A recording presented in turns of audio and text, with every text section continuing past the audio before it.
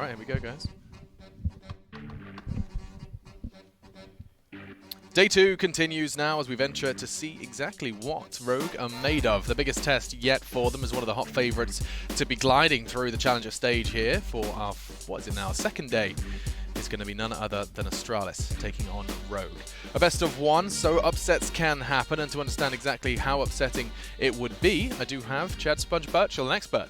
And we have, of being course, upset. Jacob Pimp Vinegar. Definitely an expert. Yeah. I bring the mood down in every room I walk in. You don't, but you have such a radiant smile. I just love seeing it. I'm great at pretending. Yeah, this is all an act. Yeah, it's just a mask. The youthful exuberance is slowly being sucked out of me. No, but that's why we're going to get him down the gym. Jacob's going to teach you how to pump some iron, go for a jog. All right. And then you'll be a fresh man ready to take on the world again. Let's hope so. Maybe I got a bit of tan in me and stuff. You are perpetually tanned.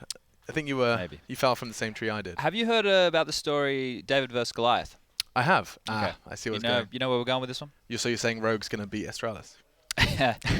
No, I was saying that the way that story should have ended was with Goliath stomping David and it being over and done with. And that's the way this one, unfortunately, is going to play out. So we'll find out. Well, I have a good feeling. Okay, so Normally my feelings are quite he's nice. He's got a bit of a tingle in his dingle that Rogue are going to be taking this one, apparently. But let's talk a bit further about them. This is an intriguing roster, a combination of North American talent and a little bit of a European twist. Rogue, they came through the qualifier, and now they have to qualify after the qualifier to that Legends stage. It's not going to be easy, but Vice, Hiko, Cadian, Sick, and Ricky. Quite an international roster these days, Jacob. Yeah, a little bit of Danish flavor in that lineup. I mean, it's no fun holding them up against a team like Astralis. Let's be honest. There's just no way of getting about it. Astralis is the big favorites, the best team in the world. Yeah. Rogue is arguably the 5th, maybe 4th best NA team right now, so there's no comparison to be made. Now, for Rogue's sake, they did decent yesterday against Spatials. They had a okay showing. They showed some great stuff. For an example, the pistol round you're going to talk about later. Chad, what they showed, they have prepared for this tournament, right? They've been at a boot camp for 9-10 days, I believe, in Denmark, and actually trying to prepare as good as they can. So for Rogue's manner, this is just a game where you don't want to show all your good stuff that you're going to use against the less good teams. You just want to lose this in a fashionable manner. Right, and I mean, it sounds silly to say. Of course, they intend to try and win, but losing it in a fashionable manner, there's more to be said than just putting a result on the board, isn't there, Chad? There is a momentum we speak about that Rogue are going to be looking to pick up here, win or lose. Yeah, for sure. And I think, as long as they can keep their heads cool and make sure that they play a game of Counter-Strike that they can be proud of, whether or not they do take the victory, is the more important thing here. The way that you react at the top level is more important, I would say, than actually just getting in the server. The way that you can actually adjust during mid rounds after you lose a tilt round or something like that is more important, especially in big stages like this. And something for them to be proud of, but there was something that you were proud of when you took a look at Rogue's gameplay yesterday. Sure, for a lot of people at home, you may not know this Rogue roster, you may not know too much about this team. They are one of the, I guess, lower ranked teams, and this is the pistol round that they played against Space Soldiers. They used a lot of utility here. Now this looks very basic, like Chad, we see this all the time, but you don't see this all the time on a pistol round. A lot of utility's gone in here. The smoke for CT, the smoke for Coffins, 2 Molotovs. This is a B stack. You can see 3 men on the site. Here, they just overwhelm the bomb site with the use of utility, trade fantastically, make it nice and easy for themselves to put one in the bank. Now, you keep this in mind if you're Astralis, you go, well, if they're going to play with a lot of utility, how do we beat this in a matchup like this? We just go aggressive, kill one guy with utility, and the round's over and done with, right? But to see their prepared level, to see that they are willing to invest a little bit more in a harder strategy as opposed to a Glock train, I like to see those things. Unarmored Glocks charging at you, but you've got flames at your feet and nowhere to peek. That's fantastic. And of course, they are going up against Astralis, a team that often don't need introductions, but it's fun to look at their gameplay anyway. The Danes often regarded as the very best in the world, and it is Astralis, our next port of call, brought to you by DreamTeam.gg. I mean, it's sort of like the same thing as with Rogue. There's no fun in comparing Astralis with Rogue, but let's compare them to a team like Liquid, right? It's two of the main favorites for this first stage of the major qualifier, and both teams have looked flawlessly so far. I think, and I expect Astralis to go in here and just destroy Rogue once again. It's not a team they should be having any troubles beating, and especially the way Astralis plays. It's so controlled, it's so composed, and the communication is just on top of everything else. So Astralis are a heavy favorite in this one. As said, can Rogue put pressure on Astralis? Can Rogue force Astralis to do something they wouldn't want to do before the game? That would be a success, not only for Rogue, but also for the other teams watching this game. Yeah, the reason we do put Astralis at the top of the mountain is because of those fundamentals and basics are so good, right? They do it better than anybody else. That's why we're painting the picture that it's difficult for Rogue to get stuck in. You can't beat them in terms of skill. They've got you covered in that regard. In terms of communication, professionalism, proficiency, experience, all those bases, they're on top of you. All you have to hope for is someone steps up within this Rogue roster, or someone in, well, not someone, multiple members of the Astralis roster are caught sleeping. That is one of the only ways that I can see Rogue really having a step in the door. And the follow-up question, both of you were sharing the desk with me in Sweden where we did see Astralis fall. Now, they fell to North and they fell in the grand finals. Now, they did see that they've talked a lot about it, but I'd love to perhaps explore where the cracks started to show. Why did Astralis not lift that trophy? I know that's going to be hard to roll back to a week ago, because so much Counter-Strike already. One thing is it was a domestic lineup. It was between North and Astralis. I think that always plays a little bit of a factor when you have a matchup like that. Also, the preparation for the tournament. It came after a player break. I do want to say that North were one of the teams bootcamping the most and practicing the most going into DreamHack Stockholm. So it was to be expected they would come out strong. It would have been a disappointment if North didn't do well. So in that regard, they just prepared better than Astralis, I guess. And then you can't win all the time. Like, there's gonna be these mental blocks sometimes when you face a Danish team or when you get pressured for the first time in a long while. And I think that's what we saw at Stockholm. I agree that you can't win all the time, but if you want to go down as one of the greatest Counter-Strike rosters in history, you need to win more often than not. And they've had a few stumbles recently, and sure, we have seen cracks form. We did see average plays on Mirage. We saw them get blown completely out of the water on Dust 2. But when we get to them banding down to one map, which we're probably about to bring that video up any second, they have the map pool covered. There are some similarities. Rogue do like to play Overpass. They do like to play Nuke.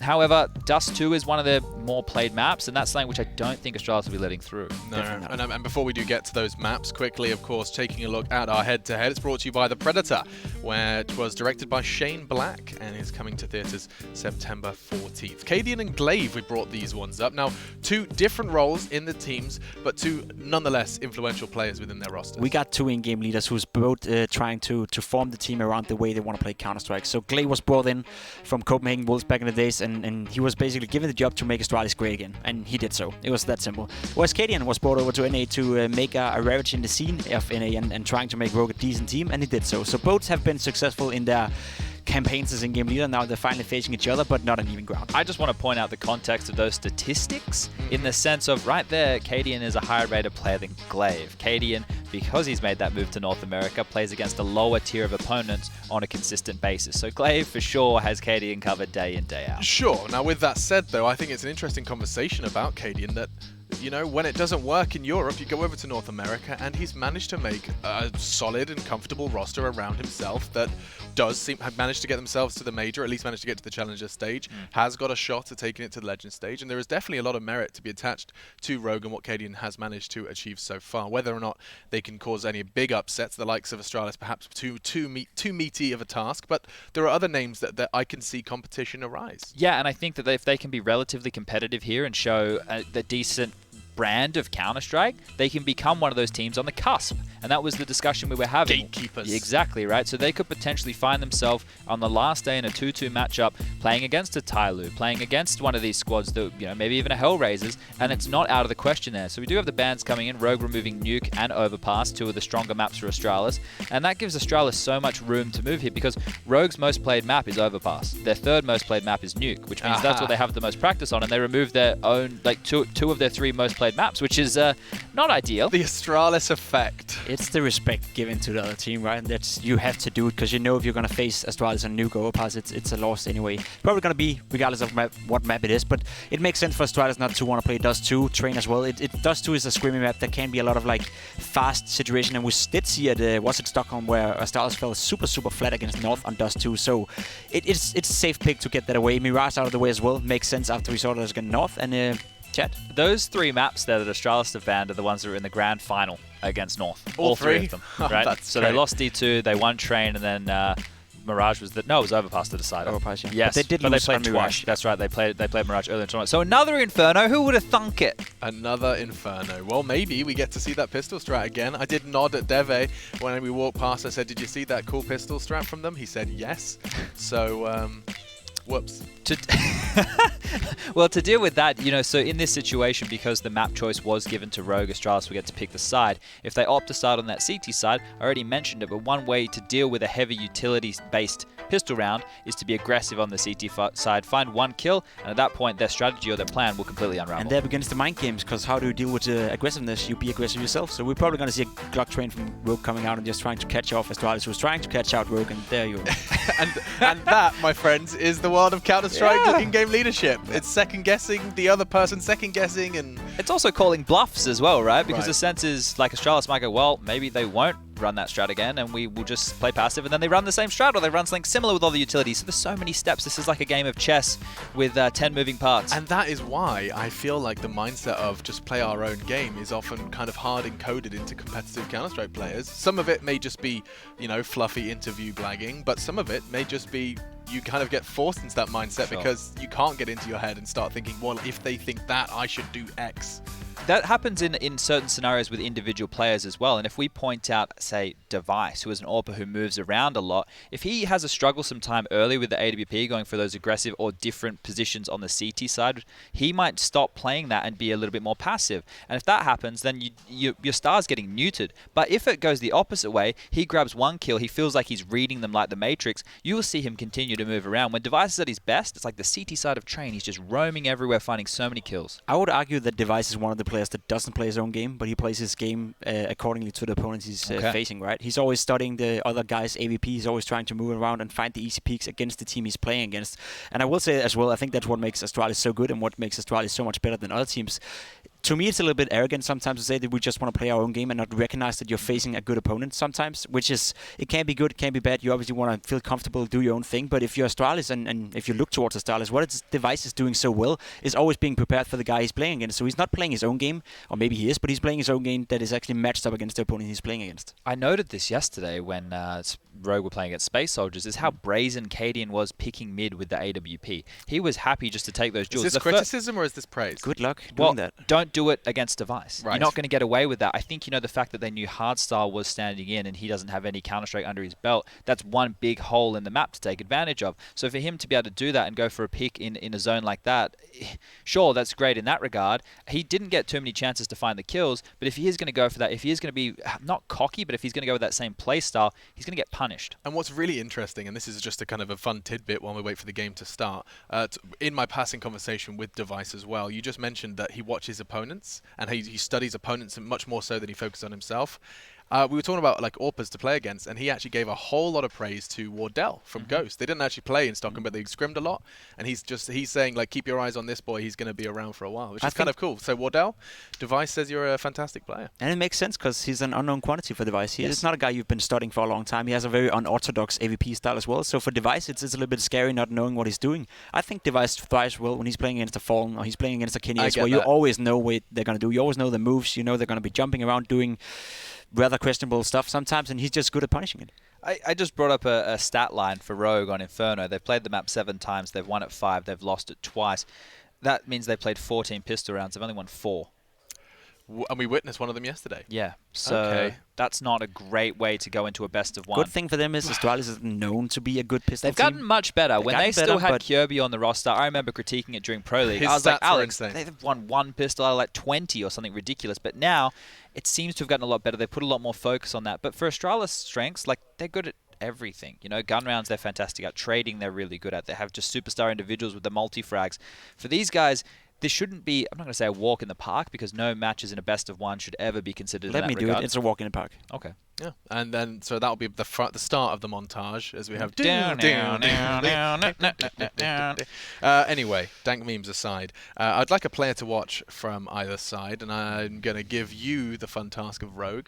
Okay, I think Ricky can be influential over towards that B bomb site Why? if he gets the secondary AWP up and about. Locking down Banana versus a team like Astralis is very difficult to do.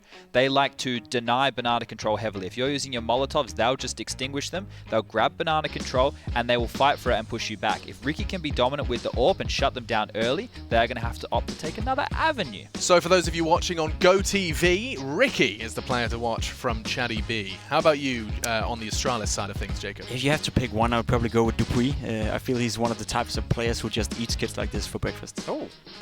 I've never heard of anyone eating a kid for breakfast. I was like, do I make that joke? I'm not going to make that joke. Thank you, Chad. I'm making it. Yeah, fantastic. But yes, Dupree, for those of you on GoTV, it's Dupree to watch for. Any other Astralis. reasons than he eats kids for breakfast? Yeah, he's aggressive. He doesn't give a damn when he's playing. He's straight up in their faces, and he's just so much better than them individually. And Dupree is one of those guys who likes to thrive when he's fracking. So the more fracks he gets, the more fracks he's gonna It's get like himself. a perpetual motion, you know. He even said himself, going. like at one point in an interview I heard somewhere, then he gets off to a good start, gets 5-6 fracks within the first 2 rounds. He knows he's gonna have a good game, and he also does reckon sometimes when he doesn't get a good start, he knows he's gonna have a bad game. So against guys like this, Dupree will go out there, especially in the pistol round, especially in the antique rounds. He will get a lot of fracks, and you will never see him leave that top of the scoreboard. We can probably grab that topic about the fraggers in that regard. So I look at a few others who are similar to that, like an Apex, who he kind of makes his own pacing as an entry fragger. Yeah. He does his own thing in the realms of the default, the strategy, and if he is feeling and finding the right timings, he's going to get a gap and get multi-kills and really just win the round for his team. That's where you see him get 30 kills in a game.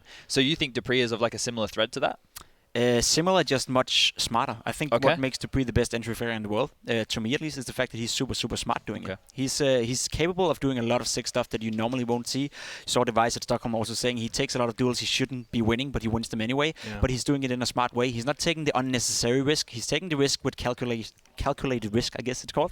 And he often does it successful. So in that regard, I just think Dupree is so much more smart, and he fits so much more into the Astralis system, whereas a guy like Apex is just running around. He would function in G2 sometimes, but it doesn't really make sense yet. Sure. And the evolution of Dupree has actually been something that's so interesting to me, because he did have a peak where we were like, oh, the double Ds, Device Dupree, they're going to be, watch out, they'll be coming into your sides. Yeah. Then there was this whole period of time where we found ourselves really deflated with the Dupree project, and now he's back to superstar status. It's easy why though, right? And I think we're both going to give the same answer to this one. Kyobi came in and took his roles. Dupree was the one who said, hey, Kyobi, like, you're pretty cool. You can have some of my spots, dude. And then he tried to just be a functional player within the team. Right. Now he's returned, and now Device and Dupree are back as the key stars. Magix is kind of filling that middle ground role, which is fantastic, because he used to be super aggressive. For him to be able to adapt his play style and fit in as a piece of the puzzle and make this unit work, big props to Magix. And then you've got the rocks. And I love watching Magisk play, because I mean, I'm never going to be a superstar when I play. If I'm watching a demo, I watch Magisk, because he just sits in pit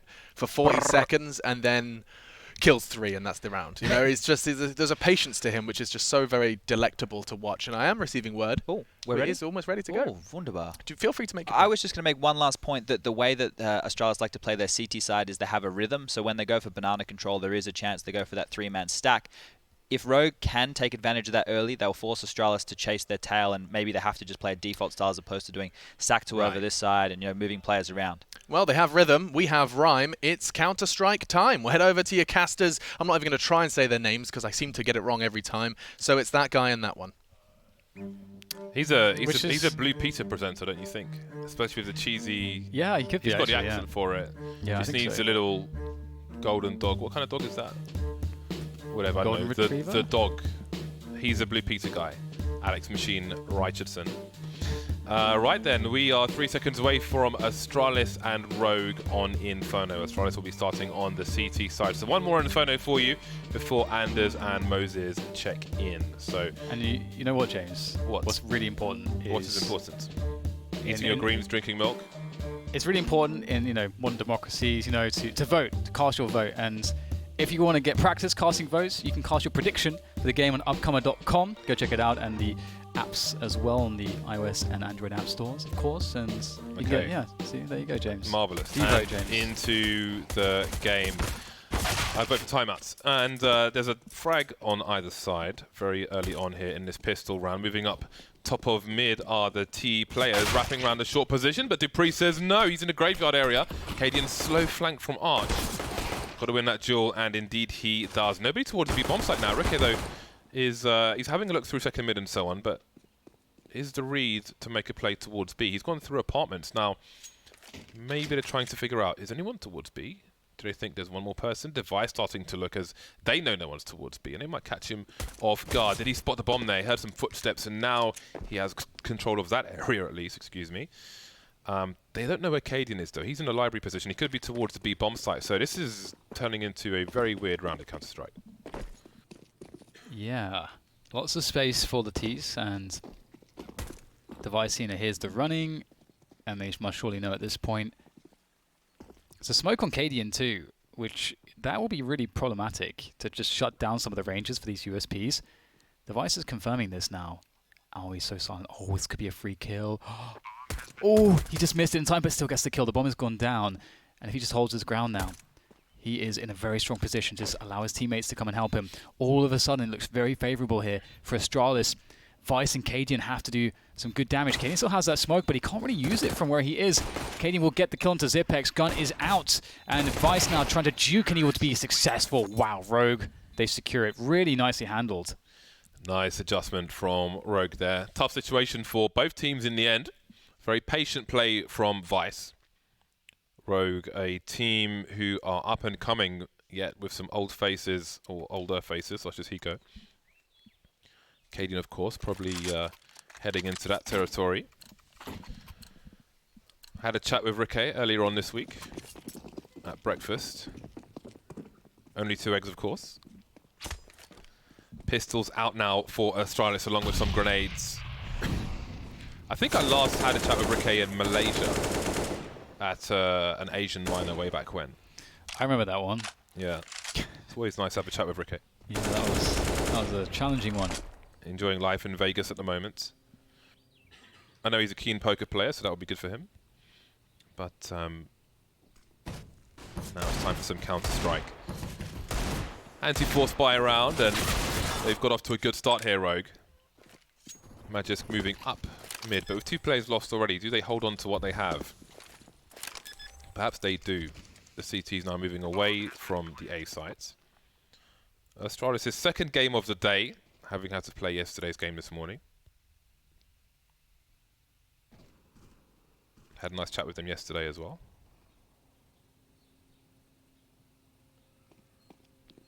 Well then, Astralis will hold on to what they have, and they got 2 smokes. So the next round, it would be quite cool to see, perhaps, you know, Device and Glaive could drop their guns, pick, you know, maybe buy PT50s, and then they could buy 3 smokes on top of that, have 5 smokes, and it could be a potentially dangerous round. A lot to work with in that sense, and looking forward to seeing if that's the case. We know that they've been a team that has used that strategy to great effect in the past, so we're going to see that. A couple PT50s and a couple more smokes. Brofist. Or will we have no investment whatsoever? So far, there's no additional investment. Come on, smokes. You know, No. the last thing I want to do between rounds is Brofist people. Because I'm Yeah. like comfortable in my position. I don't want to Yeah, move yeah. around too much, and then I don't kind of have that comfort feeling back. You know, I'm one of those nutters. Yeah, I know what you mean. Like sometimes it feels like your grip will be slightly different or something on your mouse or whatever. Like, Yeah. yeah, I know what you mean. It does feel uncomfortable sometimes. Especially when you use a larger mouse. I went from a smaller mouse to a larger mouse to a smaller mouse. And when I use a larger one, sometimes we just have this. But to be honest, it's probably a me thing because me. There's ways to like deal with it. Just having like deciding what your grip is and then having that be consistent. But I think that a lot of things that we do, we don't think about, and that's where the problems come and the inconsistencies. But speaking of consistencies, Rogue, you're looking to have a consistent approach, using those grenades to isolate these players, deposition them, block them off from any vision, make them burn, blind them, and then finish them. Into the site we go. Astralis able to abuse the smoke grenade to get 1 kill at the very least. Glaive going wide, sorry, but he will get taken out, leaving Dupree and Magisk, and now Magisk with a CZ again. I think there is some value to be had in trying to save his Kevlar, but it's like, his CZ's not such a big deal, right? So if we consider the cost of his Kevlar, $650, what is the value? The value of that versus the value of picking up an AK, which you could say is $3,100 because essentially it saves him buying an M4. Which one is more important in a particular situation? And perhaps it will be the AK, although he is moving into T-spawn. So opportunist if someone comes his way, but for the most part he's holding on to his $650. That is something to think about, though, for those of you at home. Right then, very quickly, are we into the buy round for both teams? Rogue off to a good start with the pistol round, but now the real game begins. Yes, it's going to be interesting to see how this follow-up will work for Rogue. We'll see the max, well, actually not quite the maximum grenades here for Astralis. They are missing a couple, but otherwise they are good to go. They've got 3 incendiaries, so that's always good to see. Is it on their B players? Yes and yes. Glaive and Zipex carrying those, so they can pressure Banana fully if they'd like to. We know how powerful that can be for Astralis. There's the deep smoke, and Cadian trying to counter grenade, get some damage in it should they be pushing the planks there. When they will be, but just a late peek. Very nice, you know, the timing of that. Avoid any counter grenades, which we saw Cadian throw, then peek in with a flash whilst all their grenades are still active to see if they can get something done. So get that information. But Rogue have done well. They haven't really lost much damage. Astralis have invested a lot of utility, but Rogue have Banana. For those of you in GoTV, Zipex every round, on the CT side at the very least. I think the CT sides are the best to watch for decision making for the most part for newer players, but indeed I would strongly recommend watching Zipex's POV for the entire match. See how things happening elsewhere have implications on what he chooses to do. Very good learning tool. 40 seconds now, and Rogue start to deploy grenades into the B bomb site. Device slowly starting to move in the direction of the B bomb site, but there's a smoke ahead of the smoke, and Glaive is able to abuse that with his UMP, and Zipex can follow up, playing with his teammate. And they don't seem to have any idea where they're getting shot from, and suddenly it's a 5 versus 2. Make it 1 as Device contributes as well. 20 seconds, Enrique gets his head taken off, doesn't know what hit him or where from. That is a very strong round of Counter-Strike on the B bomb sites. Yeah, they get rid of the UMP, pick up 3 AKs. That's pretty awesome. There's no need to really upgrade at this point to an AWP, not that they can actually afford one right now, but this is a flying start for Astralis in that first sort of buy round, losing 0 players. Really well done by them, and indeed it's going to be interesting to see how efficient they're going to be. This is, you know, one thing that punctuated their play against Complexity. They made Complexity look really, really bad, and it was actually just because Astralis played so efficiently and didn't really give any space for Complexity to do anything. You know, much like we just saw in Inferno just now with Team Liquid against Hellraisers, where Team Liquid didn't give Hellraisers a single chance. Astralis will set themselves up to do something similar, but first comes this AWP on Cadian. They have these AKs too, and they're working control into the apartments, conceding Banana early round to Astralis, however. Astralis slowly moving to the back of A. All these AKs. Cadian checking what's going on. Molotov towards the tree position. Not often the T's have to clear that one out at this stage. A late HE grenade. We spoke about Big and their grenades, and now it's time to watch Astralis, probably top 2 grenade users in the game at the moment. Let me know if you disagree. The bomb is in second mid. Enrique looks to collect it. It's a great device behind, a great Molotov behind the smoke. So if Rogue had any ideas, as that smoke dissipated, they are forced away. That is very awkward timing for them, but that's good timing for Sick. Now we've got the smoke that goes beyond the arch towards the library position. Dupree going beyond it. He's got to be careful though. You can see he's got an off angle so he doesn't get pre-fired, but he's changing it up in case of a flashbang, it seems. Now he's heading forward just as the smoke goes down. Some spray. Doesn't want to outstay his welcome because he can't punish those tracers. Magisk has a lot to do. He's on his own here. Oh, he can't quite find the angle. Very well teased by Rogue. They take over this A bomb site decisively, and that's 0 players lost. And Astralis, their success is short-lived, and I mean they are absolutely going to be happy that in the previous round they survived with 5 players, because right now they are only going to survive with 2, and to be reset after just 1 round is brutal for a CT side at this point. So that's a great response from Rogue. Really nice play there from them. Astralis tried to play, you know, a fairly passive round. You know, they did that sort of, and it's a conditioning thing. They said, okay, we're going to use these grenades on Banana again and again and again, and then eventually, you know, it's the case that, you know, this causes a reaction from the T's. So the T's can either push it or they can just let it sit. And a lot of teams just let the deep Banana smoke sit, and that's actually a problem. I think what Rogue did by immediately challenging that smoke in one of the rounds, even though the round didn't go so well for them, it just showed that they're willing to do it, and that's really important and helps to create a situation where Astralis' conditioning won't be as strong with their banana control. And Astralis must win this round now because their money is going to be so ruined. You sort of gamble through the smoke there at the end, I think from Dupree, as Magisk was alone in the pit, trying to use him as a distraction, but there were so many rogue players there that they were able to deal with it very quickly indeed. Astralis back on the buy. Now we've got Device on the AWP, we've got full force Astralis, but not for long. Zipex picked off towards that banana position, but Glaive and Magisk are here. Devices towards the A-bomb site. Oh, some damage done, maybe by a grenade, or I'm not sure if he tagged them, but all of Rogue are top mid. Device on the site now. Dupree in the pit position. Will change for Astralis. Yeah, so now Rogue will just start to spread backwards towards that banana area, see if there's anyone flanking. And that's really important too because Astralis are in this position where there's lots of different plays they might make, some of which could be riskier than others, such as a banana push if a player was deep, but there is no player deep. And now they've understood that. Rogue choose to do. They don't have banana control just yet. We're hitting the minute mark, and if they wanted to double back towards B at some point, they would have to clear it. And I think they might be coming close to missing the window of time where they would have to do that.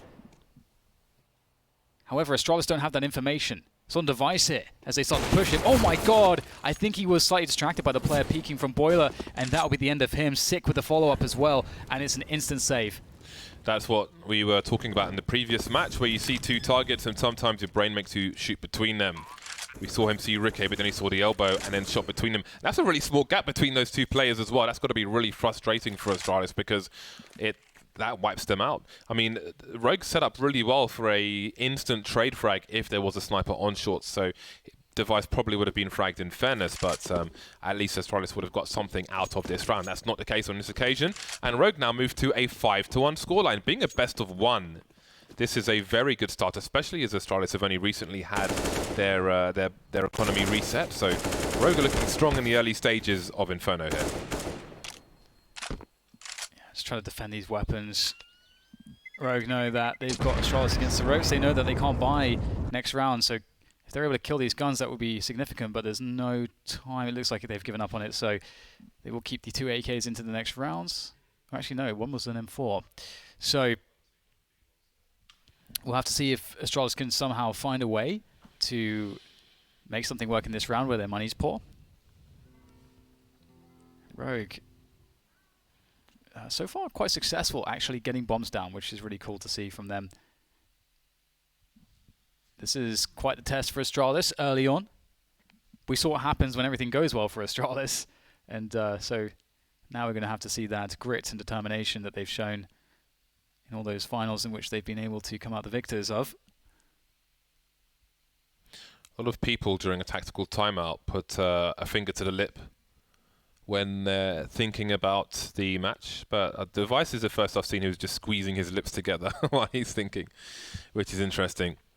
All right, then let's see what Astralis have to offer in this round. It will be a mixed bag. They've got an AK stolen away by Magisk. He's the man robbing the shops. Glaive on the UMP, Zipex with the lowly CZ. Now, this won't be an aggressive banana round from Astralis as we've seen before, because they are ill-equipped, so they're forced to start on the site itself.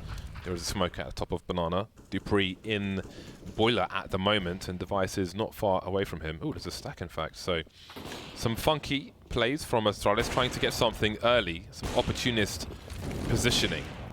But for now, Rogue are focusing on banana. Nana. Let's see if they can make this round work for themselves. Lots of danger points. Astralis trying to hold on to that utility. They're a team that's usually very good at doing that. You really have to work to force them to use that utility prematurely. And with that stack in the Boiler position, the boost for Magisk, they are hoping they can get a pick here. But unfortunately for them, Rogue moving towards that B bomb site. We've got two players lying in wait, of course, for Astralis. It is Glaive and Zipex, the B players. And, oh my goodness, it's going to be very difficult without some flashes here. That CZ. How much damage can he do? He's got assistance now, and it does appear that Device has gravitated towards that B bomb site with the M4. So there's a chance here for Astralis. Device only has the Molotov, no pop flash. Reaction, the smoke grenade from Glaive to buy him some space, but they've gone beyond him already, and he's blind, and now he's dead. Running out of bullets is Zipex. Only the one kill for him, but here is Device to clean up. Spray transfer, 13 seconds, and he annihilates the round. Vice left on the A site, 1 versus 1. And Vice has 2 frags, so Device knows where he is coming from. And that will be a timeout win for Astralis. Again, they were so ill-equipped at the beginning of this round, and he gets an AWP for his troubles. That is a lovely upgrade for him. Yeah, this is beautiful, isn't it? It's somewhat similar to Chopper's play on Train earlier today. Just very decisive, clean trio of kills. And it's one of those series of frags where you can see that the player, they have so much experience and so much confidence that they know what's going to happen before it happens. Like, yep, go over here, then the next thing I have to do is go over here and then over there. And it's like super calm. It's already happened in their brain, you know. And so that was really cool to see from Device. And that's 1v3 is going to throw a wrench into the works for Rogue. That was a beautiful round from Astralis, and Rogue, that was their chance, really. Astralis did not really have all the toys in the bag. They gave up an early frag, Astralis, in rounds prior, where Zipex got picked up very early on Banana, and you're not always going to get those opportunities against a team such as Astralis, so maybe this is the way back into the round. But look at the buy of Astralis. Rogue are still much better equipped, and they can look on the positive side. We can reset Astralis again and really we can look to target 10 rounds, have a 10-2 scoreline if we can win this round. Astralis with a Mag 7, 2 UMPs now. But that stolen AWP, that Device carries. It is stolen indeed. He is a thief. A tea leaf. It's the Cockney rhyming slang for thief. Alright, we've got Glaive with that UMP. He's been really good with it, but Magis will go down straight away on the balcony. Glaive's got a lot of work to do now. He's obviously got some support in Dupree, but he's only got a Mag 7. So it's beyond awkward here for the Astralis defenders. Rogue looking like they're on for a good approach here. More assistance coming in the way of Zipex. Space for Dupree to cause problems. Bomb down at his feet. The Mag 7 looking pretty good for it, but Cadian edging him out with the AWP. Good stuff there from him.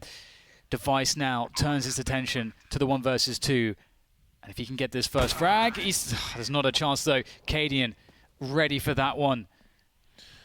Device seemed to know what Cadian was going to do there, looking higher on the box, expecting him to go for the standing peak. Didn't quite work out that way in the end, but the Astralis had some really strong bait setups here as well. First you had Glaive peeking from double stack, and he's just showing some presence there, wanting the T's to focus on him. If they come too far, the Mag 7 comes into play, but even after he goes down, you have a second CT with an off angle in front of the graveyard position, essentially doing a similar thing.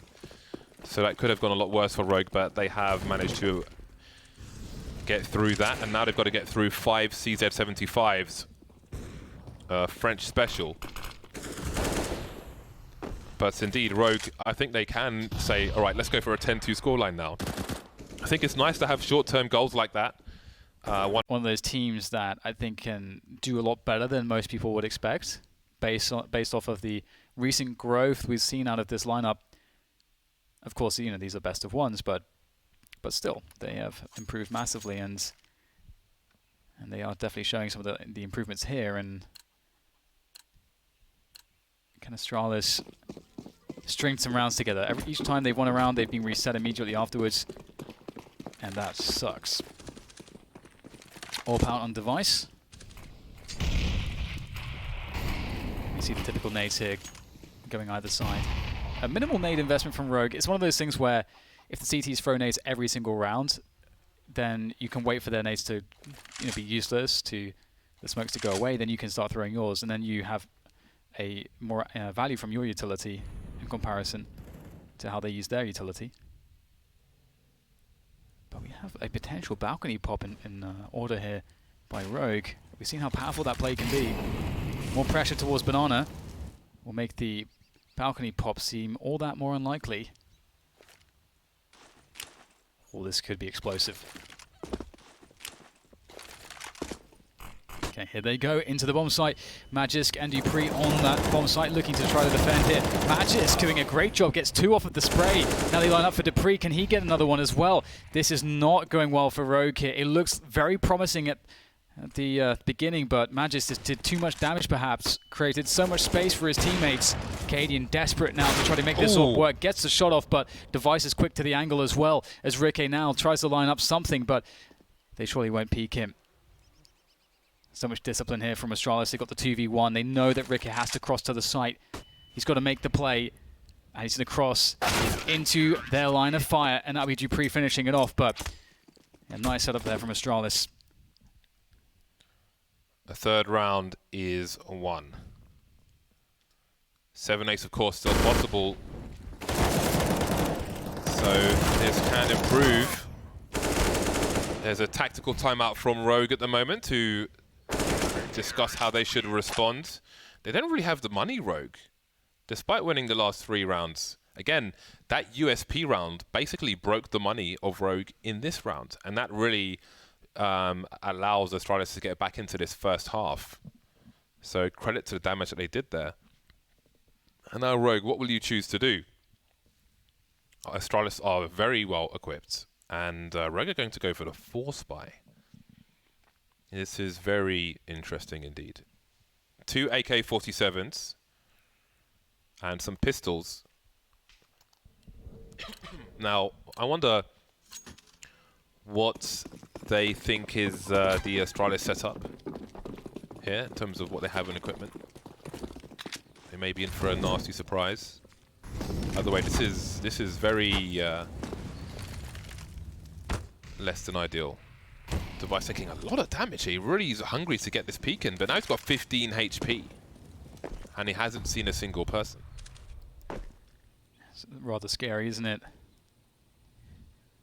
Astralis, they must win this round. It's their chance to finally string rounds together, and what a chance it is, 3 players without rifles here for Rogue. Rogue look like they want to burst onto Banana here. We've got the setup here via Vice with that flash for his teammates. And how well are these flashes going to work here? Well, Device is not going to be able to take a quick shot, but he's just staying on the angle there. So confident. There's the first shot. Can they chase him down? Will they chase him down? Looks like they don't want to. They realize they're too far away, and there goes the HE from... Oh my god. That hurts. Zipex doing some good damage there. Rogue continuing to press on, but looks like Zipex is about to rotate away, or no, he's switching positions with Glaive. I wonder if this is because of the smoke grenade Glaive has. He's been so good with that responsive smoke grenade, trying to find the right angle to go for a push with the flashbang into the smoke now, and this does look like they've stabilized here. Astralis not lost a single player yet. Rogue really want to do some damage, but Astralis are not over-peaking. You can see Rogue want the engagements here because they don't have much other choice, but Astralis are forcing them to go way too deep to do it, and it seems that they are in safe territory. So they start with 2 AKs, and 2 AKs is what they will finish with. And now they are into very awkward territory. Yeah, sometimes it's a difficult one. They've just been... This will be their second loss in a row, so they're getting $1,900. So one of the problems here is that they're saving the guns, and their money's going to be out of balance with their teammates, because their teammates only need 1 save to fall by. And obviously, if Rika and Hiko, they would only have $2,400 in the next round, so that's just awkward. So they are going to force buy around this. Let's see if they can make it work. Yeah, now things have got awkward. Pretty much the same, pretty much the same as last round for all intents and purposes. Let's see if they can get any further. Quick look in mid, and Dupree doesn't see a whole lot. Device on the banana position with the AWP. Trying to jump on through the smoke, not quite working out. And there's only so many times he can do that, especially on his own, before he is taking unnecessary risks. Here's some jumping. Ooh, saying hello to Cadian. He's ready for another go. And he knows Cadian was close, so it seems he's comfortable enough to hold this angle. Now what does Cadian choose to do? He has no idea if he's being watched or not. We've got Sick rotating to the bottom of the ramp, maybe to have a double peek with Cadian, because Cadian is essentially trapped here. In the meantime, you can see Ricky waiting top mid with the bomb, and there is a flashbang, in fact, and Ricky will punish Glaive trying to move around, so all of a sudden, Rogue have a man advantage. Yeah, 45 seconds, they've picked up an AWP on Cadian. Rikke will die, but however, Sick has now got himself an AK-47 as well.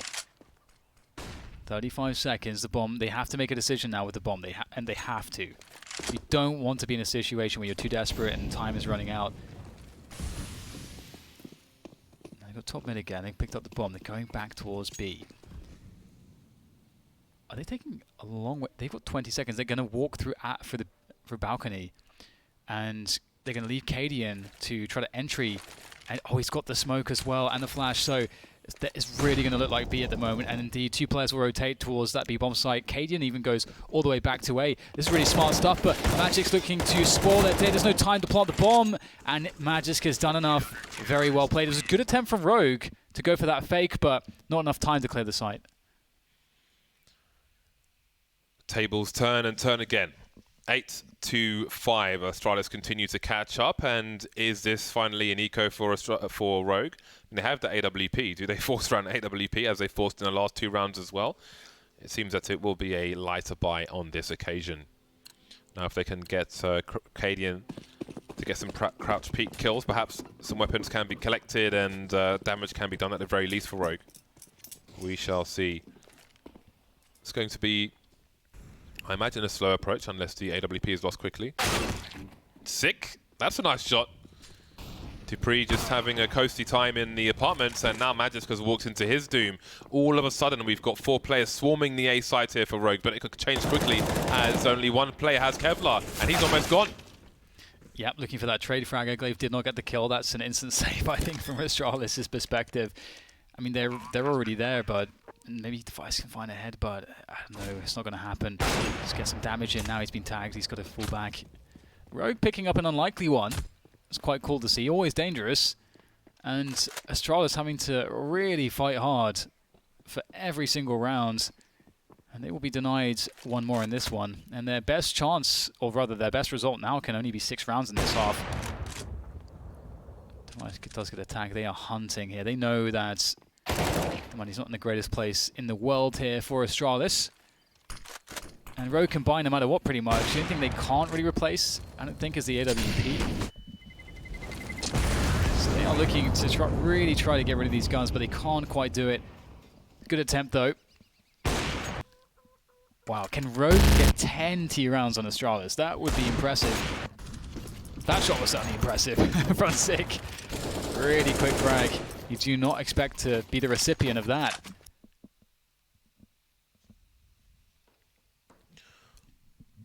One round left in this half. Both teams on the bye. Maybe Rogue will get to 10 rounds after all in this first half. Zipex and Glaive towards that banana position, an exchange of grenades on both sides, but Glaive is still alive with 20 HP. Grenades bouncing around that sandbag position. Will cost him a lot, but not everything, not yet. Seems that Device will head over towards...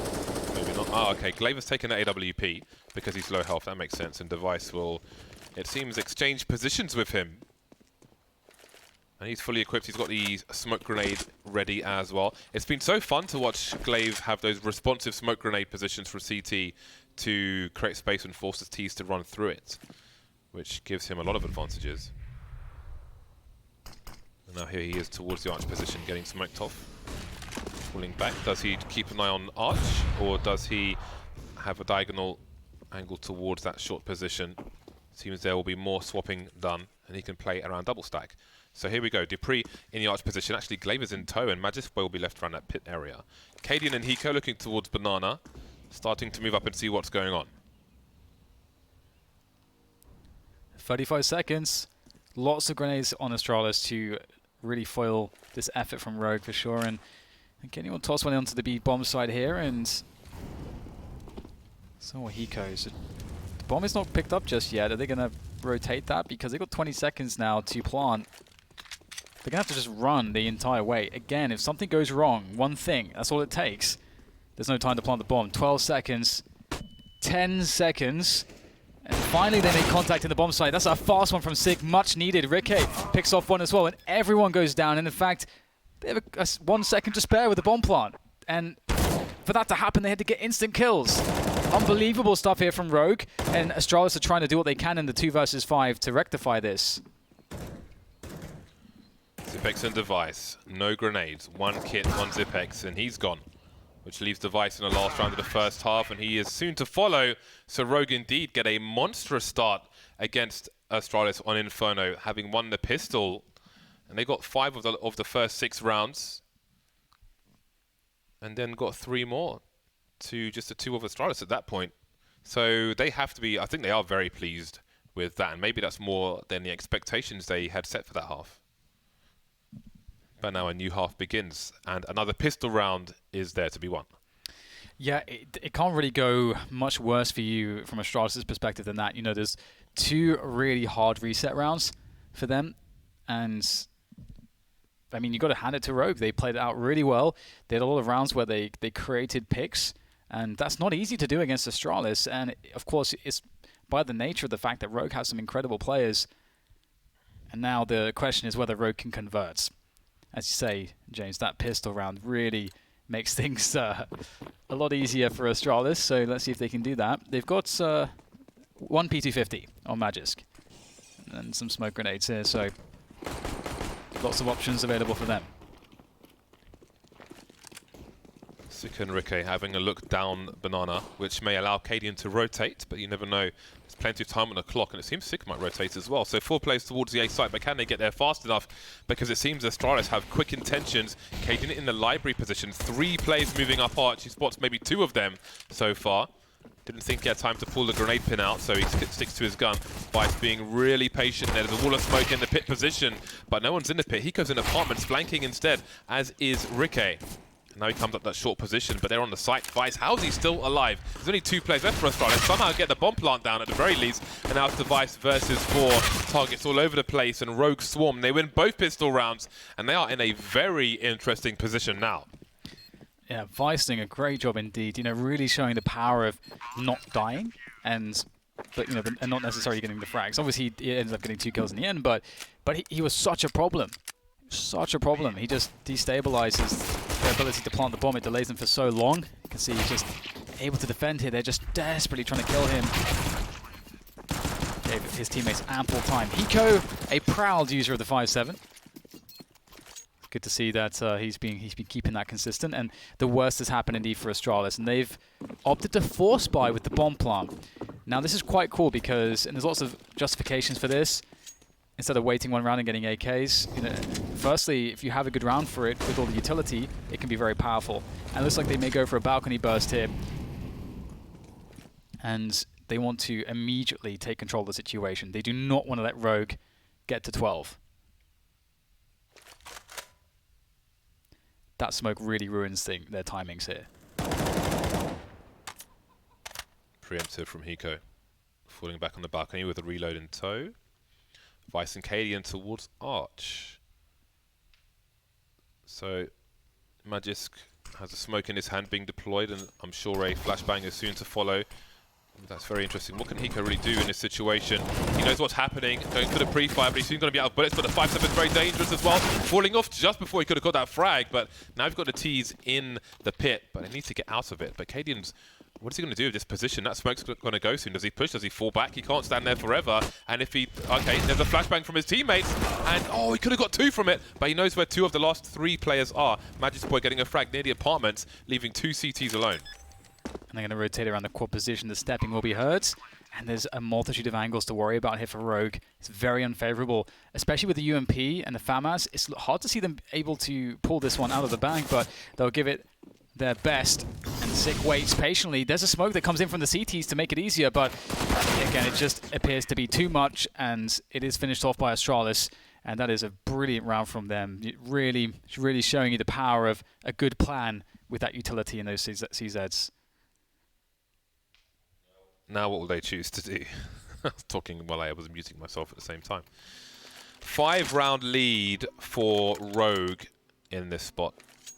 Astralis instantly equipped very well after that force buy win. And that has to be frustrating for Rogue. They had to feel after winning that pistol like they were going to win this match. And now everything turns around. All of a sudden, that feeling has been taken away. That feeling of confidence. Astralis are right back into this. The implications of that round are huge, but Astralis are the ones who need to act upon those implications. This should be a formality round for them. Rogue with better equipment than Astralis had in that 5 USP round, although I do not expect the same level of success. 4 CTs towards that B-bomb site. There is a flash that Cadian is holding, so they have a trap laid out on the B-bomb site. But Astralis slowly move away. 3 players around the apartments now. You can see Cadian holding the flashbang. If you are rotating towards the B-bomb site when a push is coming in, from where Cadian is standing roughly, a flash towards the pool area can be so strong for your team. It allows your teammates to peek ahead of it while the opponents will be blind or have to look away. So always get that flash in if you have one. Vice now in a very tight angle, completely blind. They know where he is and they know where he was, and he's the only person who was on the B-bomb site. Rogue don't have much to lose in this round. No one has any Kevlar. They've got $500 between them in terms of what doesn't spawn with them. The two P250s. Sorry, $800. Hello. And plenty of weapons to collect. But there's also money to make here for Glaive. He'll make some. Zipex will steal a kill. And Six can't punish the reload of Glaive. And down he goes. So Rogue lost on that round. 4 rounds now between the two sides. And the money still isn't quite there for Rogue. But this is more of a money-making opportunity for Astralis with the MP9 and the UMP. Rogue. Taste their own medicine, perhaps. Stuck with a situation where they can't do too much. Astralis were perpetually in that situation in the first half. Astralis maybe get to stretch their legs a bit. You know, really spread those wings. Oh my god, front lining up. We'll see 1 kill there going the way of Rogue, but a second one coming out from Vice. How much more are they good for? Well, Vice, oh my god, 3 players are dead. That's a beautiful result, all things considered. He's going to pick up an AK-47 as well. Now, does he go for more kills here, or does he try to save this AK? Looks like he's fancying the latter, perhaps, or just a very long rotation to be unpredictable in his position, maybe catch a saving player. What is Vice up to? Looks like a save. Big old grandfather clock there. I predict soon, in the next 3 years, you'll buy a grandfather clock, James. I see that in your future. I love grandfather clocks. But I have nowhere to put one. My place is full of shoes. Yeah. Oh, hello. Who is this? That is Device with the M4 is lurking around the apps. I wonder if Vice heard something. Vice standing on the kitchen surfaces. Health and safety will not be happy with this. Food rating is going down to 0. Not fit for consumption. The gap is closed to 3. What do Rogue have to offer? Finally, it is buy time. Rickez on the AWP. Does that mean we're going to see 2 sniper rifles? It does. Cadian picking up a second one. Vice has his AK from the round prior. Now, Astralis will expect at least 1 AWP in this round. How do they try to negate what they expect Rogue to be wielding? Cadian has a reasonable spawn. Is he going to go for an aggressive peek down mid? Molotov jumping past, not really having a look to see what's going on down there. And it seems Rogue are in position. Ricket avoiding the initial grenades. Oh, he spotted a cap perhaps. And Glaive has been shot by Cadian elsewhere. Yeah, that's a really important kill, isn't it? I mean, double ops can sometimes be fragile, but if you can get that opening pick, it really gets strong. Astralis now grouping up for that B attack. They're going to have to deal with the likes of Sick and Ricket. Not an easy one. Let's see how good the utility is here.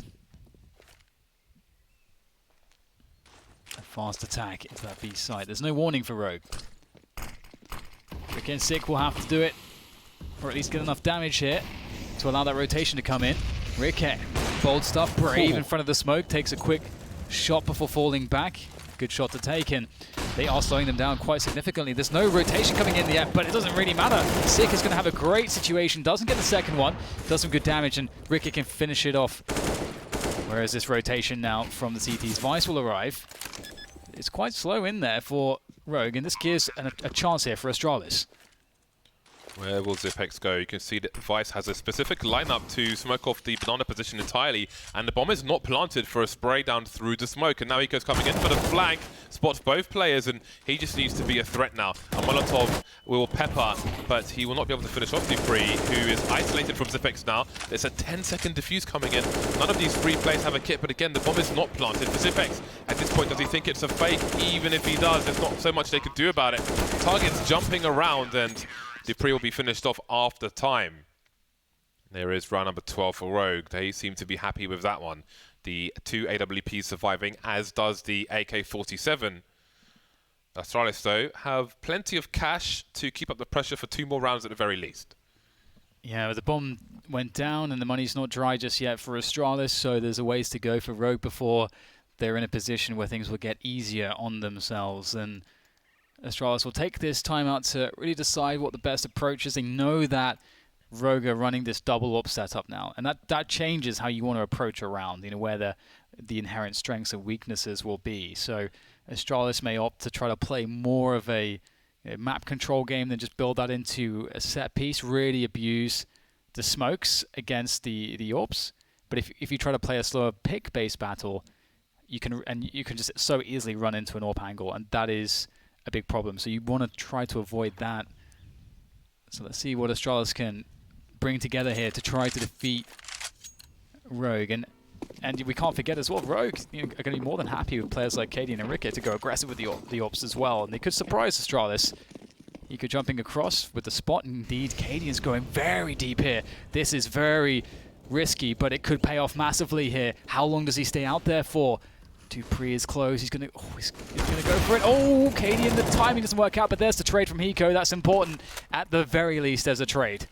That's crazy that Katie got picked off first, but we might not have time to talk about it because they're moving up top mid. Vice looking away, spotting Glaive, and down he goes. But there are players moving into that short position. A change of pace from Astralis.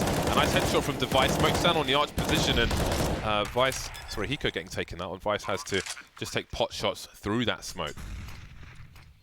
One more smoke, and that is a devastating timing which will send Rogue packing for this particular round. Normally, when you have a sniper looking second mid like that, you've got a CT looking down mid, so if anybody wide swings, then you can do something to deal with it. I don't know if the frag came from the pit, which may be harder to deal with, but either way, it is round number 9 for Astralis. So this is a difficult game of Counter-Strike for Astralis, but they are keeping within arm's length of Rogue, not letting them get too far away. Yeah, I really did like the fact that Rogue played. They tried the aggression. It's, as you say, it's how you execute it. Ultimately, I'm not sure. Oh, hello, Device dying there. They have good enough money though. I'm not sure exactly what the peak was either, actually, from the bottom of middle, but yeah, what is the response now from Rogue? They do save some guns. They can get the double ops rolling in again. Does Cadian try some shenanigans once more? I don't think there's any argument against it. I think you just have to, if you're going to play it, as you say, like, you just have to have the right precautions in place to make it as safe as you can and just not overstay and understand if your timing is gone or not. Yeah, they've been against the risk for the full peak down mid, and again, it can introduce variance, and Rogue seem to be doing okay without that. Glaive's taking some damage, getting shot through the wall by Ricky. I don't know if he saw the trajectory of the grenade and that was enough to line it up, or if it was just a random pot shot. Either way, there's an early man advantage for Rogue. Cadian towards the arch position, Vice rotating through CT onto the A site perhaps, and Hiko in the pit/balcony area as per usual. Astralis looking to focus on the A site now with the whole team in tow. No presence being shown towards the B-bomb site whatsoever. So they've got just the one-man advantage on this push if they are to commit now. Will one of these CTs from B rotate over? Yes, it looks like. Well, maybe not. Okay, there's a wall of smoke again. Are they offering a double fake perhaps? Because there's no play behind these grenades. And here we go. It's a delayed one. This time Hiko won't be able to body block or pre-fire. They're jumping into the pit behind him. He has no idea where he is or what's going on behind him. He'll stay in apartments. Last time he rotated into mid. He's jumped though. He may have given his position away, and Magisk is waiting on a late lurk. Well, on the side. He's been quite consistent and impressive with that M4. Let's see what he can do. I mean, it's a very very hard situation. All those teams just sitting in the pit, waiting for those smokes to go away to do the damage, and that's Vice gone. He does take one with him, though. Dupree's out of the picture. Six now replaced Vice with that AK on the bomb site, and he's got some support from Cadian via the little pit position as well. Let's see what... Oh, Vice... Oh my god, how on earth did he find a headshot there? Sick, doing increasing amounts of damage here. Just Zipex left from that pit position. Ricket will finish him off. What a beautiful frag from Sick. That absolutely saved them. That is a huge round from Sick. He was alone on the site. His two teammates were smoked off around that library arch position, and you saw him start to move forward, and I think because of the time on the clock, he was going to try to stop them from planting the bomb, but the bomb came to them. The bomb came to him. I think they knew he was on site, but when Device loses actually, that's a crazy frag, but that's the bomb at his feet as well. Second frag delivered, and Rogue are in such a strong position right now. Tactical timeout from Astralis at the moment.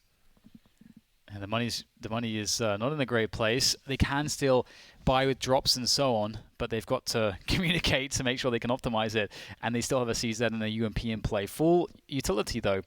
And perhaps we'll see something from Astralis, which is similar to the round, the second round on their T side, where they lost the pistol. They had the bomb down, though, and then they decided to full buy with 5 CZs and max utility, and they did a version of a balcony pop with the utility.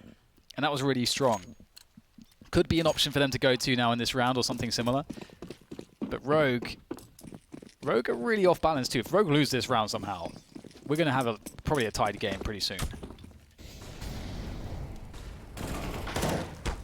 Okay, that's not a good start here for Rogue. Kiko aggressive as well on 12 points of health. Has to use a smoke to maybe escape here. And those walls are all paper thin. Hiko's in so much trouble. He knows he can't move too soon. He's got to be so careful. And he might just... Oh my god, does he make it out of here? Oh my god, he makes it out of there. In the meantime, CTs are out of position towards the B bomb site. Someone's jumped past Sick. I don't know if Cadian has any idea. He's got no idea at all. How did he not hear that? And now Sick is surrounded in a smoke. Do they think it's empty the spray? They realize what's going on. And this is a catastrophe for Rogue. They haven't done a single point of damage in this round. What the hell's happened? Yeah, they've got no money. Yeah, they went aggressive, 2 men towards the apps. I wonder if they did that because they thought that Astralis would try to rush balcony or something like that, and they wanted to just catch them and just murder them as they were running up second mid. I wonder if that was the case, because if you push 2 players aggressively on the apps, that can always happen. There's always a risk of that happening. In a spot where you know that you have the best buy, you've got 2 AWPs as well. So if you lose those 2 players, you're just going to lose the round most likely. So perfect run. Not taking a lick of damage, not touched even once. There's Vice making his way through. Okay, so I can't tell from his POV if he jumped in the smoke, but from the X-ray on 6 POV, it looks like he had jumped past him. But in all the commotion, perhaps the sound was not heard. 3 rounds between the 2 sides, but Rogue are on eco. Astralis, can they get the momentum to take this over the line now? As really, the economy is in the absolute bin for Rogue. And the bin's got flies around it. 4 USPs and a P250. Well then.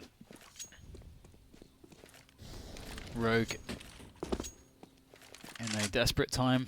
Things are barren at the moment. At least the treasury has been expended.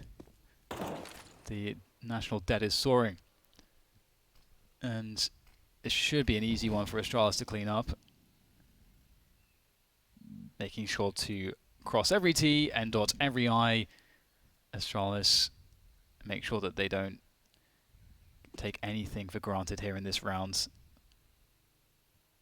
We've all seen it happen. We've all seen rounds like this lost by the T side. And there's the smoke. Oh, there's a nice thing coming in. Flashes will also follow though, which makes life difficult here for the CTs. And Glaive jumping around. This is a bit chaotic, but it looks like it'll be okay. I'm not even sure who is shooting him in the head at this point. Yeah. And yeah, Vice, there's not a lot for him to get out of this, although there is some damage done actually. Some people have taken chunks. We shall see. Astralis move to round 11, and Rogue They don't got the cash right now. See what they choose to do at the beginning of the next round.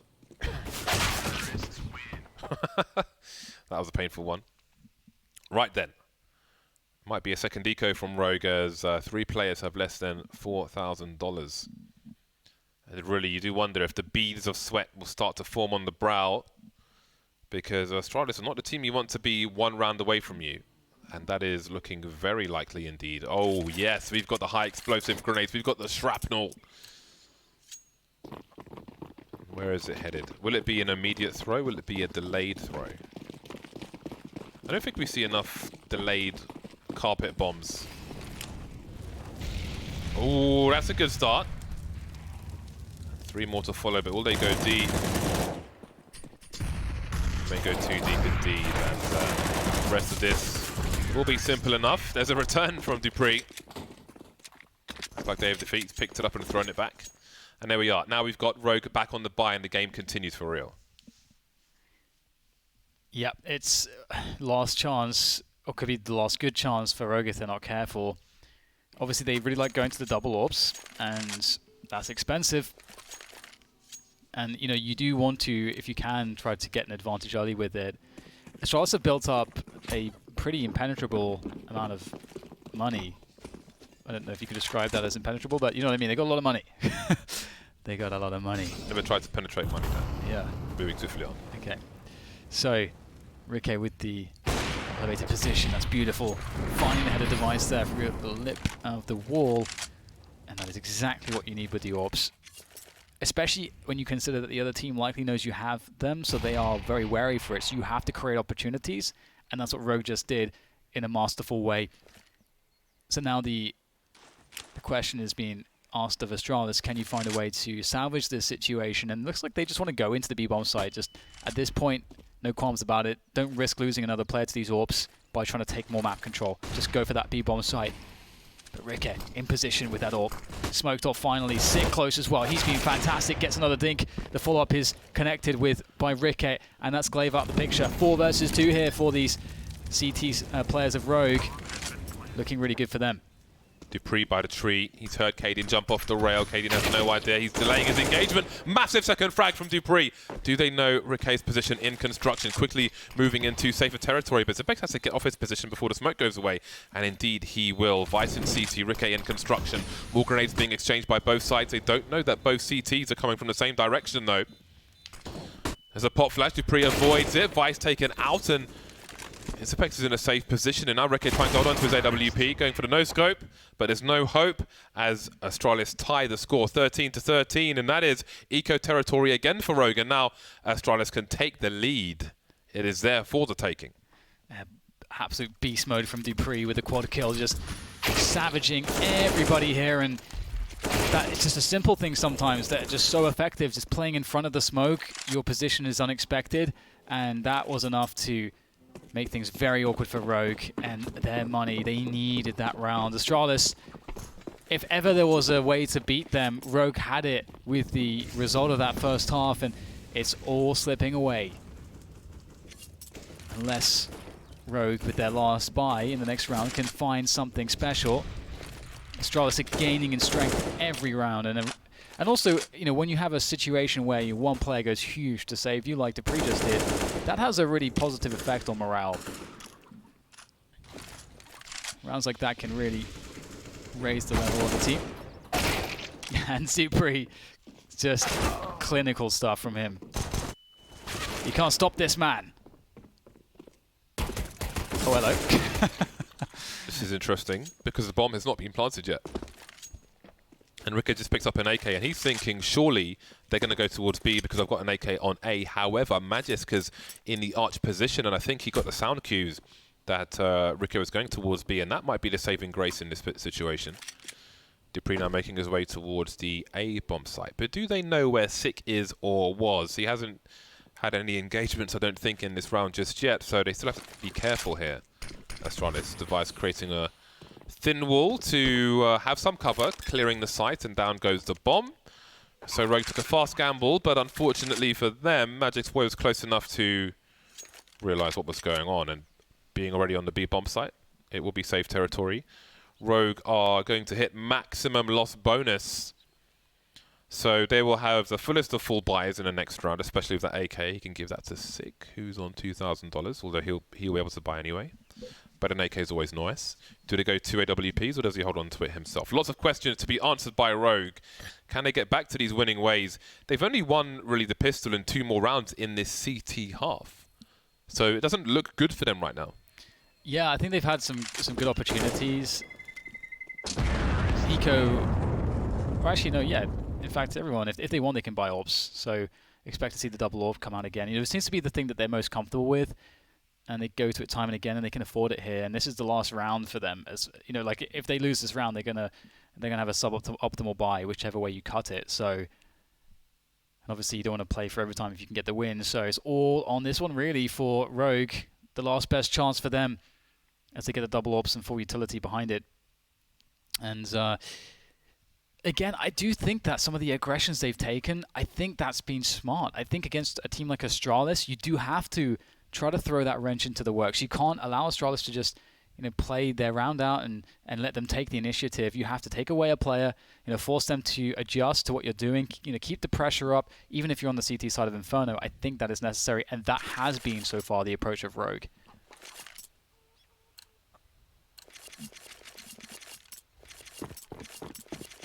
(14-13). Astralis now in the lead. It is 2 snipers for Rogue.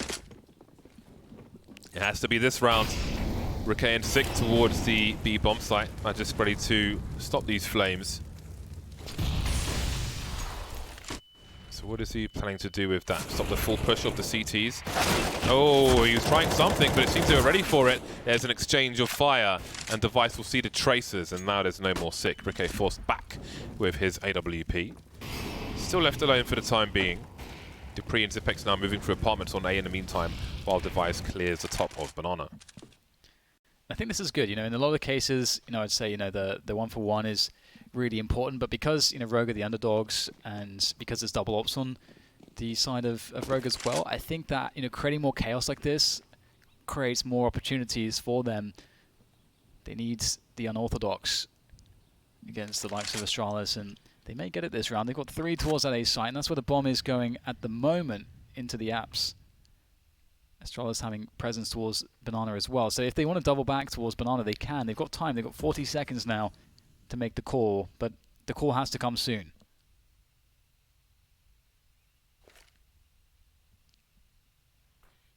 Device working towards CT. But the other 3 players are at the top of A. Cadian moving into the site now, deploying some grenades for a teammate. Molotov into apartment, so they anticipate an A play. Now it's only Riquet on the B bomb site. Device is falling away. Vice wondering, but there's no push from Riquet. He'll communicate 2 fast frags from Rogue, and they may be good for this. 8 seconds left, and Vice has to be eliminated quickly by Dupree, or he just gambles for the plant, and Device covers. That's a huge frag from Device, keeps him in the game, and all of a sudden, Riquet is on the B bomb site. I thought Rogue had that one. That was a clutch frag from Device, and now it's match point to Astralis. If Riquet can hold on to the orb, though, I mean, Astralis at this point, they get to a certain amount of time, and they should just try to rush him down, see if they can get a crazy shot, because there'll be a timing where he can't win the round. But if he can save this orb, he's taking a very deep position to do so. There is a world where Rogue can still save this match, find the overtime.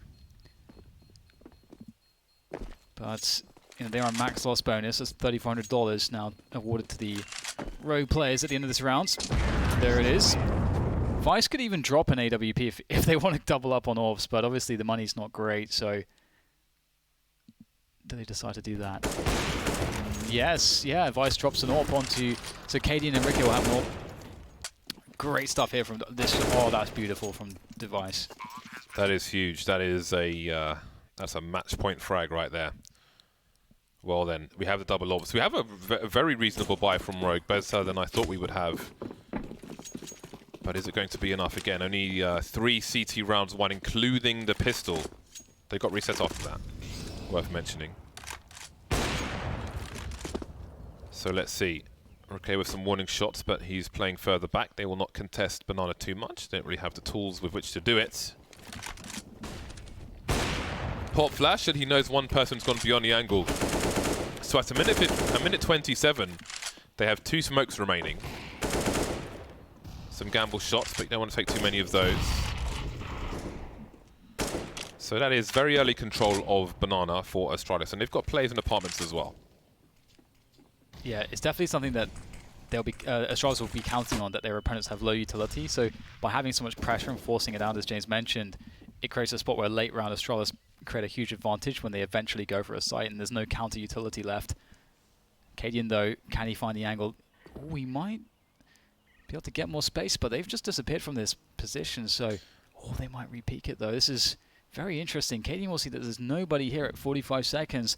How do Rogue what do they think about this information? How do they read that? Well, they have already got 3 players towards the B bomb site. There's no way he goes beyond Boiler in this situation, and Zipex may cut off rotators later on, but no, they're faking. They're going back towards the A site, and that's the bomb spotted immediately. That is the information they need, but can the rotation come fast enough? In fact, Astralis are going back towards the A site, B site, and they pull Ricket out of position, but he's delivered the first kill. 15 seconds now, and they move back trying to get a smoke in, and Sick is around the fountain area. He's got to survive, but he doesn't. 10 seconds for that bomb to go down. Ricket moves towards the coffins. Where do they choose to plant the bomb? They're still trying to clear the site. He goes through the Molotov, and there's Dupree, but Zipex has the cover. What a clutch play from him. Once again, just perfect timing before it was device now at Zipex. And that bomb can go down in the nick of time. Hiko coming in from Banana. He's got Zipex to play against. Can he win the battle? No, not quite. Zipex finishes him off through the wall. Now down to Cadian. That's a stunning shot there from Cadian onto device, but that's all he's able to do. And Astralis grind it out. It looks so bad. After that first half, they were down 10 against 5, but that class and consistency of Astralis, the experience, James, is hard. It's hard to beat them. That was a real test for Astralis. That looks really, really difficult, and there's a nice boost for the team there. Afterwards, that was quite something. I mean, Rogue, that was a real struggle in that final round, but I mean, the whole CT side in terms of the rounds won was a struggle, but I mean, even going into the first half, only 5 CT rounds won by Astralis. It seemed tough for the CT side all over, really, but Astralis just about to take it over the line. It was looking ropey there for the longest of times, but they made the comeback happen. Yeah, I think it's a good map sometimes for a best of 1 because it's highly tactical. So if you're a very good team like Astralis, you have that experience to just stay steady on your nerves and just trust your process, then you can get, there's so many ways to get edges and advantages, and obviously we saw that. What a grind. I think considering the opponents, Rogue did pretty well. I agree, yeah, they did really well, yeah. They keep going from strength to strength, but speaking of strength, it is Astralis on the gaming floor with Parla. Thank you, James. Deve, run me through that last round quickly before we go into more depth with regards to the whole match. It seemed like you were under a lot of pressure. You made that rotation, and then whoever was planting the bomb, they messed up their jump, and it went down with, I'd love to get a stat on it, with pretty much no time left. Basically, we wanted to do a late game fake again on B and just execute A. And I think that the fake, they was just staying on it. So he was short, killed the bomb. Then we knew we had to run all the way towards B, just run in without any nades. And yeah, it was really stressful. I think all of the last 3 or 4 rounds were so stressful. Okay, and now let's talk about that first half of the match. You didn't have the CT side that you guys have been famed for recently and generally over your careers as a team.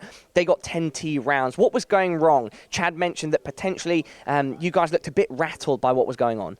Honestly, I don't think it was anything other than them playing really great, and also the economy is a huge part on Inferno. You need to have good nades to take banana control, and then you need to have good nades late game as well. So we were really low money and they played really well. They used faked us, so we used our nades and then you just executed late. So yeah, they played really great. So in that sense, do you feel that it wasn't so much uncharacteristic mistakes as opposed to decisions at the time not exactly working out and them optimizing off that? I definitely think that there were some individual hiccups, as I can only speak for myself, and I had in the beginning of the game it was a little bit shaky, and that's just how it is sometimes. Honestly, you just build into the game, and yeah, we knew that we had a really good T side, and we knew we took a tactic that we saw at Stockholm that is really good, the one where we pop out apps. So we knew we had that. We didn't use it against complexity, so So we just used that in this game, and yeah, things were going great on the T side. Okay, and so that was a very close matchup. Nonetheless, you moved to 2-0. Here, that means one more victory, and you've got that much sought-after 3, moving you into the next stage of the tournament. Can you taste it at this point? Of course you can taste it, but like the 2-0 games are always hard. I think it's a Vega and Liquid, and they're both really great opponents. Can't remember the last one as of right now. Yeah, Nip. Okay, yeah. So that's 3 pretty good opponents. Honestly, we're just looking forward to playing tomorrow, and we're really happy that we came out like 2-0 after such a rough evening yesterday. And it's the classic question to guys in your position when you are seen as the most dominant team in the world and who are creating the best Counter-Strike at the time and as of recent. Do you feel extra pressure because of that, or are you feeling comfortable and not thinking about all the eyes watching? It's a long tournament. If we already felt the pressure now, it would be kind of sad in some way. But I think that the only pressure that actually means something, at least to me, is the pressure that I put on myself. And of course, I'm here to win it, but I don't feel like that I'm getting nervous or anything. There we go. Nikolai, would you like to say anything to all your fans out there? Thanks again for watching, man. Bring CSGO to the top on Twitch. There we go, everybody. Astralis are now getting another victory here at the Major. Congratulations to them. Alex, let's go over to you. Thank you, Device. Thank you, Parla. Yes, Astralis 2-0 now alongside Team Liquid, Vega Squadron, and the Ninjas in Pajamas. Locked in for what will be their potential last game, and for some, their last game of the Challenger stages. They'll get themselves that 3-0 and they'll be good as gold. I say last game. I mean, yeah, but they make it through to the next stage. It's going on next week. But look, we don't set the bar any higher than the best team in the world, and that's what Astralis are. So when you look at it and we say, oh, they made mistakes, we're making that statement based off them being the best team in the world. It's so uncharacteristic to see these guys falter in the way that they did. That also means huge props to Rogue and the way that they played the game, taking it to the best team in the world, and the fashion that they did so was so hugely impressive. Their trade potential was fantastic, the way the individuals were stepping up time and time again. On the CT side, Ricky and KDM both poking and prodding with the AWP, making life so hard for Astralis. 2 rounds, they had to plant the bomb. There was less than a second left. I mean, it was insane. You could see there was just 1 second or even half a second left before that time ran out as they pick up the 16th, and my goodness, so much credit is needed to be given to Rogue. Jacob, we came into this saying they want to get close just to kind of keep that momentum up. They got as close as you pretty much could get. Yeah, I mean, they really managed to pressure Astralis to a point where we haven't seen them been pressured in a long, long time. Yeah. I feel Liquid is the only team who's been able to do that in quite some time. Navi, obviously, at that tournament where they beat them, but, you know, you can't win them all, chat. I will say, though, Rogue, you know, they deserve that credit they're getting right now. It was super well played by them, and Astralis did make a lot of mistakes, but they're pressured to do those mistakes. Right? It's not like Rogue did it on behalf of Astralis playing a necessarily bad game. It was just Rogue, you know, constantly being a pressure, or putting pressure on Astralis. 10 rounds against Astralis on Inferno with your T side. That is something you can be proud of. I mean, we talk about how any of Tier 1 Counter-Strike would struggle to get 10 rounds against Astralis' Inferno CT side. Yeah, so both pistol rounds went in the favor of Rogue with them. I'm sure when you look over to the second half, they were 4-spot, but you're expecting at least one of those to go against you in a game. When you are talking about that first half, it was the very early stages where I think that they made that dent. They were 6 rounds up, and I was like, well, this is a fantastic T half already. Yeah. The fact of the matter is that as you move down later, they had one of a miracle rounds of their own. There was that Deagle shot. They converted onto the A bomb site, picked up all those rifles, and they won. So it was almost the perfect storm for Rogue, but Astralis just able to dodge it. Yeah, and I think that there's a lot of credit to be given to, I mean, this is going to probably not sound perfect, but there's a lot of big credit to be given to Astralis for the mental fortitude to actually turn that back around. That shows that professionalism and that structure that they've embedded. This is the same team or the core that used to struggle with semi-finals. This is a group stage game as the hot favorite. You go down 10-5 on the half to be able to kind of reset to the point of bringing it back. I think that's just another feather in the cap of Astralis. And you could see how much it meant to them after the game. You could Sonic see the was reactions. picking people up. Yeah. Sonic was picking people up. The guys were yelling, and there was just such a relief in that team. So definitely it meant a lot to them. And as you said, it requires something mental. It is a situation where if you're Astralis, you shouldn't be able to come in that situation. You should be able to close out a game like this and make less mistakes. But when you're there, you got to make the best out of it. And that's again what they did. And I think that's why they're so much ahead of all the other teams. Because had it been Liquid for that matter, had it been another team who's up there with them, I probably think they would have got it would have gotten to them. You wouldn't have seen Dupree make that 4 versus 2 round, or 4 versus 2 clutch in such a pressured situation all of a sudden. It's just the characters of these players and the professionalism that just shine through. Yeah, strength in their heads. And now we do a head-to-head brought to you by The Predator, which is in cinemas September 14th. But we do have Cadian and Glaive. We took a look at them before we kicked this one off, and now you can compare and see their stats from the game. Props to the way that Cadian called that first half. I thought it was fantastic. They were getting a lot of banana control, they were getting mid control, and then once they forced the guys from Astralis to play more of a passive version, they pounced on the site before the bomb site stacks could come in, before that 4-man A-lean could happen. He had huge impact with the AWP. I think he was the top fragger alongside Ricky towards the top of the scoreboard. For Glaive, it was a little bit of a quiet one, but it's one that I think was more of I don't want to say a tactical game, because the rounds that they won to get them across the line were clutch rounds in the sense of planting with 1 second left. If anything had gone wrong in that scenario, they would have all fallen apart and Rogue would have taken that victory. And it was a miracle round. It was on 5 seconds. I swear Dupree wasn't even on coffins. Like, he just had to just strafe and start punching in those digits. 3.5 seconds. My goodness, it was close. It really was. Astralis did take it in the end, though. Now, Chad, you selected something to show us. I've just heard the word power play in my ear. So power play is a term that I think we could kind of bring into Counter-Strike. It's when you get that opening pick, right? And from that opening pick, if you're able to play the number advantage and convert onto bomb sites, that's a fantastic start. So within the first 8 rounds of this half, we're going to see opening kills that went in the favor of Rogue, and then rounds that they were able to convert. So if we can bring that up on the screen... There we go. The first kill, this is one of the mistakes I'm talking about. Device should never be isolated without any trade potential this late in a round. Stuck in trash, he goes down. We're going to see the next, they converted and won that round. This is another opening pick. This is more of a lucky one. This is from Cadian taking a shot here. As the smoke goes, he's probably just seen him, makes that kill. But the more impressive thing is how they converge onto the bomb site. Now they have the number advantage. They go as a unit, and we saw this time and time again throughout the first half. Just their trade potential. Most teams will stall in that choke point. Most teams will get shut down, multi-killed, and destroyed. Rogue were able to get our apps, get up quad, and take control of that A bomb site more times than I've seen anyone do against Astralis. You know what's super fun when you say that? That's something they've been working on for a long, long time. I talked to Cadian at the NA Minor, and he was telling me that they have problems when they have to commit to a site. They have too many betas basically on the team. You have Hiko, who's not... He's afraid of running in first. That's just the way it is. And you have 2 other players, not going to mention them by name, who also had some struggles, running into the site and actually committing to the plane. So that's something they've been working hard on over this break, call it what you want, the boot camp, and you see the result of it right here. The hard work that you're putting in, because they were not afraid. The trade potential was basically what made Astralis make so many mistakes and pressure them into all these unfavorable situations we not normally see Astralis being pressured into. Yeah, so Rogue transforming from master betas to master fraggers. Fantastic stuff from those boys. And before we do go ahead and take a break first, we'll take a little look at what's coming up next. Renegades Gambit is next on the agenda as we venture now from the winners to the losers. The teams that conceded their first game on day 1 of the FACEIT Major. 4 more best of ones for you to enjoy and to indulge in this evening. North, of course, coming up next as well versus Optic. That's going to be coming up after the Renegades. For now, though, a quick reminder of Epic GG. If you're a Renegades fan, you can maybe collect their card. Just head over to epics.gg if you want to collect, trade, and share your favorite CSGO stars. Are we there, Chad? Are you up there? No, we're not there yet, apparently. We might be there one day. Okay, well, fingers crossed. But for now, we're going to take a break, and we come back, we'll get to see Renegades and Gambit as they duke it out to go 1-1.